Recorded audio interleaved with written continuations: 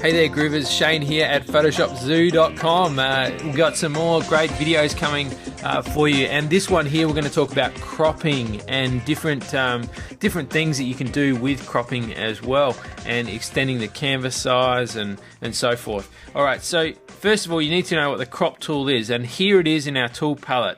Now, just something else is just really a tool palette tip. Now, some people I know like working with a single tool palette, or basically making this tool palette just be one line down here. Now, to do that, you basically click on the top here and drag it out so it's free, and you can basically put it wherever you want. And then these little double-headed arrows here, if you click on that, that then makes it a single tool palette. Now, all I have to do then is drag it back over to the side here, and then you see that faint blue line on the very left edge, and if I let go then, it'll then dock the tool palette there. And if I want to change it back to a double column tool palette, I can just do the same thing in reverse. There you go. I'm happy working with a double column tool palette, that's fine. Now the crop tool, that's this one here. If you're seeing this one, the recompose tool, that's because it's the second tool underneath there. So you can press Shift C if you want, and I'll just okay that, and that will filter through those tools. So Shift C. C is the shortcut for the crop tool. So if you're using another tool and you can see your crop there, you can just press C on the keyboard and that will select the tool straight away. Now cropping, interesting stuff. All right, now look at our options bar. We've got our options up here for cropping this image. I'm just going to zoom out a little bit, and to do that I press Command minus key, or if you're on a PC that's Control and the minus key. Now to crop an image, why do we crop an image? Well, there's many different reasons. One of the reasons is that you want to eliminate distracting elements from the photo, and in this photo here I actually took this with my fisheye lens. And you can see I've got some sort of vignetting, or this is actually part of the hood of the lens. Depending on the zoom factor that I have, or how far I've zoomed out on it, I get this kind of edge on there. It's a Tacina fisheye lens, and it's a great little lens too. Now, there's a number of ways I could get rid of this edging.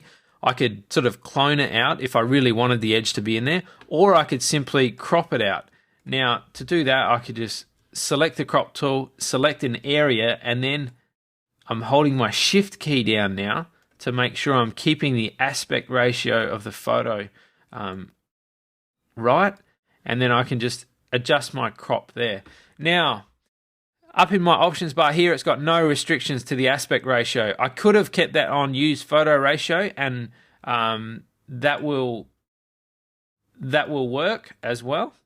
That'll basically be exactly what I did anyway, because I held the Shift key down when I did it. Or I can have no restriction, or you can set it to an output size that you're actually looking for. So keep that in mind when you're cropping. If you want to print a photo, say 4:6, there's no point, cropping like this and having a real sort of panoramic look and then saying, okay, I want that to be 4:6. Well, if you print that on a 4:6, you're either going to have a black or a white area above and below the photo, or you're going to miss half the photo because it's going to have to be cropped by the printer where you're getting it printed at the photo lab. So keep that in mind. Now, width in the options bar as well. Up here, you can enter custom widths and height. So let's say here I wanted to make it a 12 by 8 inches.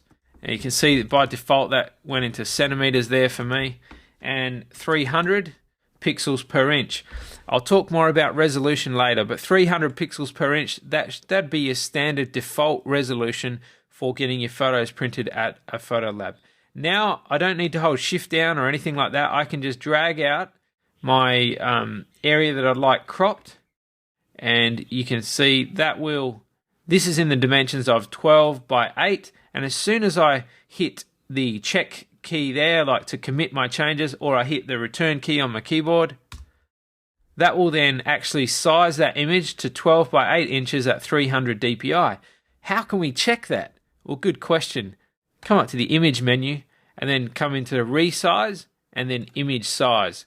And in here, this should tell us, if we change it to inches there, that it's 12 by 8 at 300 pixels per inch, or dpi. So that is one way that you can do it. I don't really recommend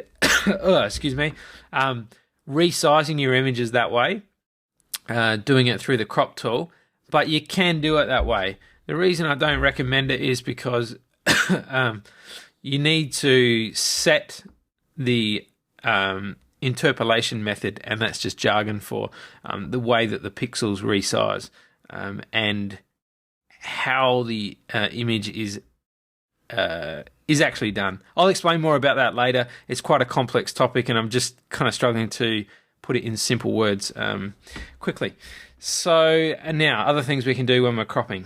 I'm just going to hold the shift key down. Oh, if I do hold the shift key down like that, it'll obviously do a square. I'm not going to do that.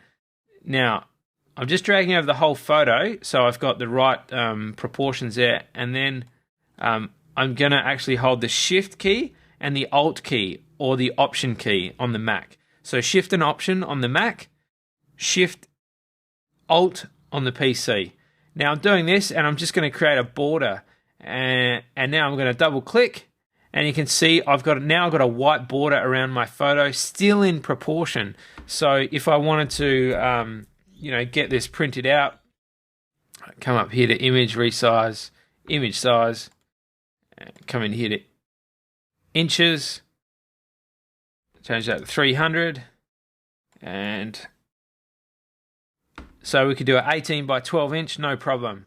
That'd be fine for this type of image. Beautiful, beautiful size print. What if you wanted a black border? No problem. Over here, just make sure your background color is black. And you can do that by pressing the D on your keyboard.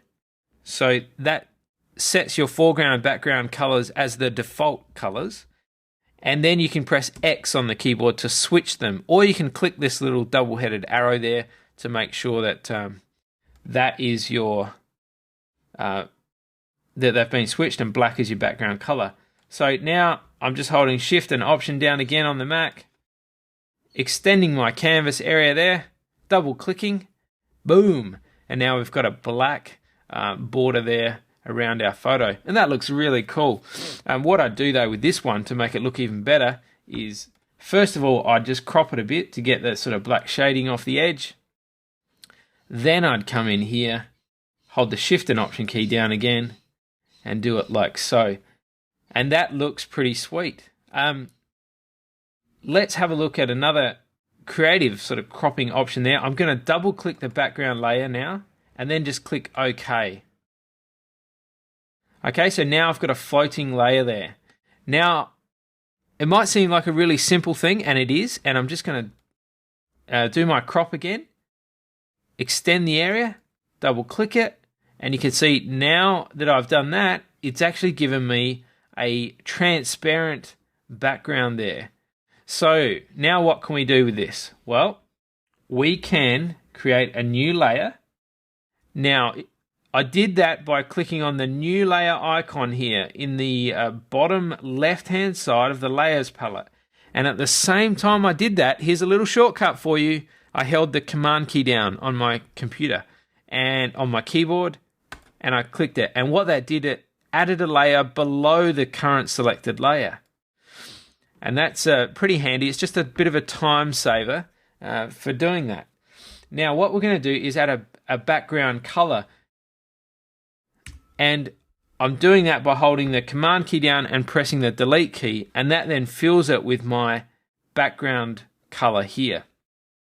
And now what we're going to do is add a key line around that the photo there. And we're going to do that by coming up to the, let's have a look here, layer menu. Click on layer styles and click on style settings. And in here, this is where we can add a glow to the outside. of our image there. I'm going to add an inner glow and an outer glow. I'm going to choose white as the color there rather than the light yellow by default. And we can increase the size of it if we like as well. Whoa!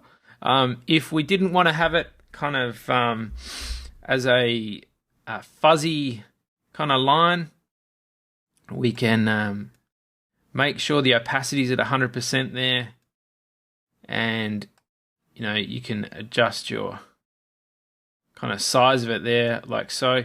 Another way you can do it, instead of doing a glow is good if you want a kind of soft edge for the glow like that, which does look very cool. I'll just actually uncheck the glow option there. You've got the stroke option here as well, which is a nice adds a nice little keyline kind of touch to it as well there. So we can add, let's look at our size here, like so. So we've got our stroke options there that we can add depending on how big you want that.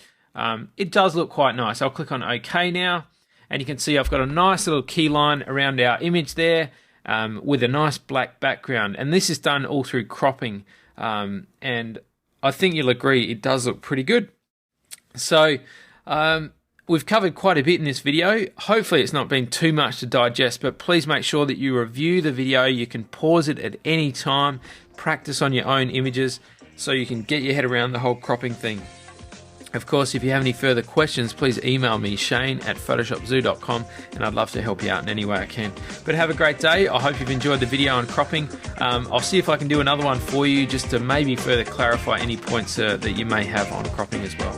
But have a great day, and I'll talk to you soon. See ya.